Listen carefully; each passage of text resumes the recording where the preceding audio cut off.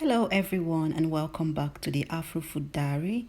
My name is Geraldine. Thank you so much. I have a lot of new subscribers now. Thank you so much for tuning in. Thank you for joining the family. Feel at home and just enjoy this channel, okay? Yeah.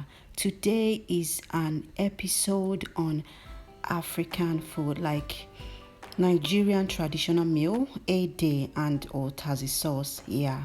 So guys, this meal was inspired by one of you who commented on my last video on Jiagwarago, like the traditional yam pottage, that she would love to see more recipes on native foods like this. Yeah, so when I was making this some days ago, I decided to film it and share it here.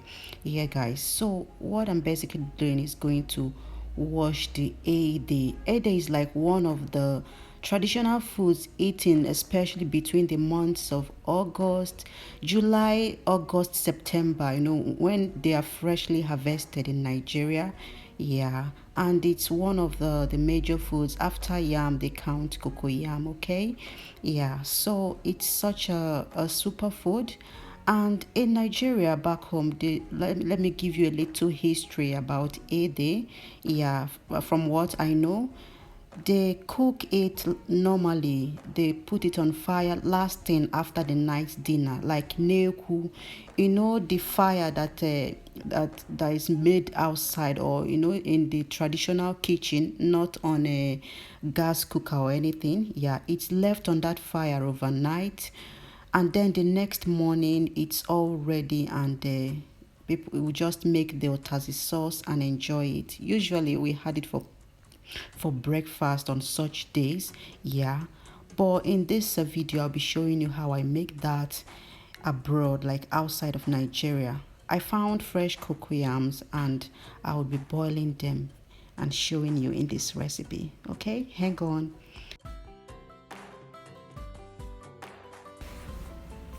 So what I'm doing is wash the ede thoroughly and peel off the chaffs. Like there's this extra skin on them, yeah, that could kind of contain sand and dirt and all that. So I make sure I thoroughly take those off and rinse it very well before putting them into this pot for cooking.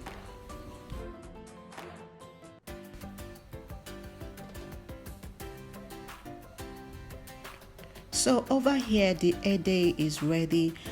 I'll just arrange them very well in the pot and then pour in enough water to cook it. Like the water should cover the ede very well so that every part of it is well cooked. So I'll cover it to let it cook. It took me 30 minutes, but normally can take more time when it's freshly harvested. Yeah. For our Ụtazị sauce, we need fresh habanero pepper, some ukbaka and the Ụtazị leaves. We have some fresh palm oil here as well. Yeah, and guys, I'll be using this pot and that for in place of mortar and pestle. Yeah, but if you have mortar and pestle, please use that. And then I'll be using about 1.5 teaspoons of ungo powder, which is basically palm fronds and palm stumps burnt and then the ash from it. Yeah, so if you have a cow potash, you can use that as well. Okay, so I'll just put in some water and mix in and allow the dust to settle beneath. Yeah, this will act as a thickener for our Ụtazị sauce. I have some salt, of course. We're not going to be using Maggi because there was nothing like that in those days. Yeah. So I'll be needing this to sieve the ungo, okay? Yeah. And then I have some lukewarm water in this cup for making the sauce. Like I told us, it took me about 30 minutes to get this done. In fact, it almost cooked too much because I was judging it with the eyes of the Niger ede that you cook overnight and eat the next morning. Yeah, but it was ready and well cooked. So you watch and see when your ede is ready. At this point, I took it off the cooker and I'm going to be draining it the traditional way. Yeah, be careful though. You can actually take them off one after the other with a spoon. Yeah, but I just did that to save time, and I'll just leave it aside to cool while we make the Ụtazị sauce. Guys, I'll be using this pot to make the Ụtazị sauce, but if you have mortar and pestle, it makes your work easier so that you can pound, for example, this pepper. Yeah, but here I just have my sliced up pepper in this pot. Yeah, I'll just gently mash it before I put in the oil.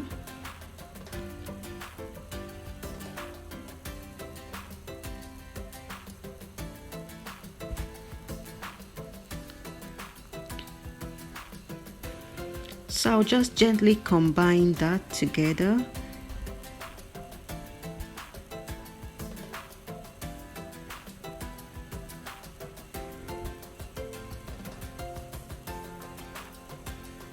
And then I'll sieve in a little bit of the ngo, which at this point had settled.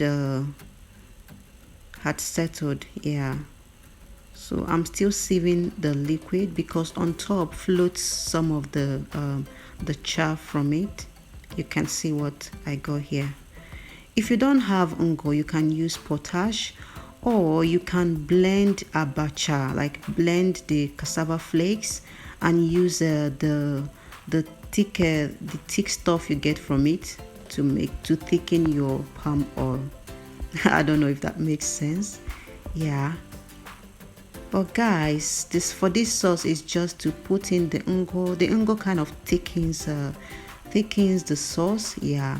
Then you alternate between the ngo and the lukewarm water until you get a desired consistency and quantity of the sauce, enough for your a day. Okay. Yeah. So what I'm basically doing is putting some ngo, mix in, then check how thick it is before I add a little bit of warm water. Yeah, and then some more palm oil if need be. Okay. Yeah, you go with the palm oil as much as you want, depending on how colorful or how light you want it to be. But the palm oil and the ngo is what basically forms this sauce. Okay. Yeah, before the Ụtazị comes in. And remember guys, you didn't see me use onion or crayfish in this, because for some reason it kind of makes the sauce not to have a nice homogeneous consistency. It kind of separates the oil from the water basically. I don't know. Yeah, so that's why we're not using that for this sauce. So I've just added the okbaka, the ogba, yeah, and the Ụtazị at this point. And if you're doing this in the mortar, it helps you to kind of crush the thing a little bit more. Yeah, so that it's kind of smoother than you can see here. Yeah, but I'm doing it in this pot, and that's why you can see this. But it's still okay.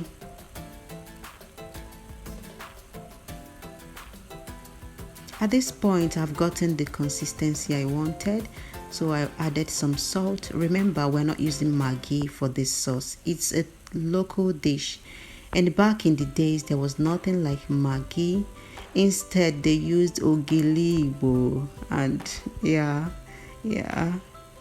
So ogili kind of served as Maggi back in the days.